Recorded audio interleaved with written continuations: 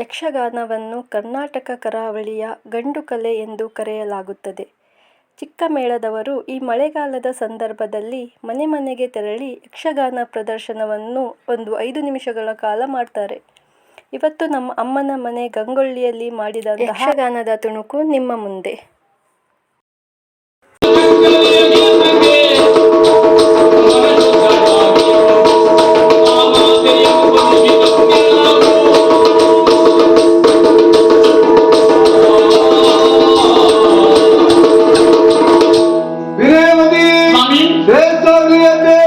ಹಲವು ಕಾಲಗಳಿಂದ ಸಂತಾನ ಭಾಗ್ಯವಿಲ್ಲದೆ ಚಿಂತೆಯಿಂದ ಬಳಲುತ್ತಿದ್ದು ನಾವಲ್ಲವೇ? ಕಂಡ ದೇವರಿಗೆ ಪೂಜೆ ಪುರಸ್ಕಾರವನ್ನ ಸಲ್ಲಿಸುತ್ತಾ ಬಂದು ನಾವಿದ್ದೇವೆ. ಖಂಡಿತವಾಗಿ ಜೀವನದಲ್ಲಿ ಯಾವ ಕಾಲದಲ್ಲಿ ಭಾಗಿಯಾದರೂ ಕೂಡ ಸಂತಾನ ಫಲಪ್ರಾಪ್ತಿ ನಮ್ಮ ಪಾಲಿಗಾಗಲಿಲ್ಲ. ಆರಾಧ್ಯ ದೇವಿಯಾದ ಬನಶಂಕರಿ ಕೌಚಾರದಲ್ಲಿ ನೆಲೆಗೊಂಡಿದ್ದನ್ನು ಕೇಳಿದ್ದೇವೆ. ತಾಯಿಯ ಸಾನ್ನಿಧ್ಯವನ್ನ ಪ್ರವೇಶ ಮಾಡಿ ಭಕ್ತಿಯಿಂದ ಸೇವೆ ಸಲ್ಲಿಸಲಾರೆ.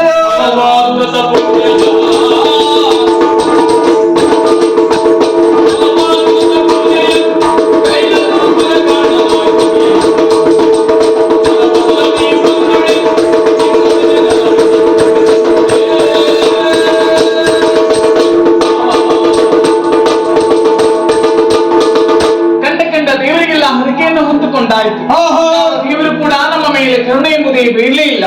ಮಕ್ಕಳಿಲ್ಲದ ಮನೆಯು ಪಕ್ಷಿಗಳಿಲ್ಲದ ಮನವು ಸ್ಮಶಾನಕ್ಕೆ ಸಮಾನವಂತೆ. ನಾನೇನು ಕರ್ಮ ಮಾಡಿದ್ದೇನೆ ಎಂಬುದಾಗಿ ಪಾಪವಿಲ್ಲ ಸುತ್ತಿಕೊಂಡಿದೆ ಸ್ವಾಮಿ. ಅಪುತ್ರಸ್ಯ ಗತಿರ್ನಾಸ್ತಿ ಎಂಬುದಾಗಿ ಹೇಳ್ತಾರೆ. ಮಕ್ಕಳಿಲ್ಲದವರಿಗೆ ಸ್ವರ್ಗದಲ್ಲಿ ಕೂಡ ಸ್ಥಳವಿಲ್ಲವಂತೆ.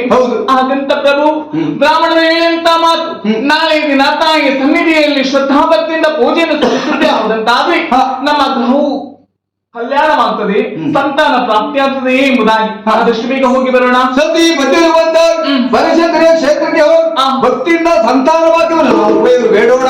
ಚಿತ್ತಗಳಿದ್ದಾವೆ.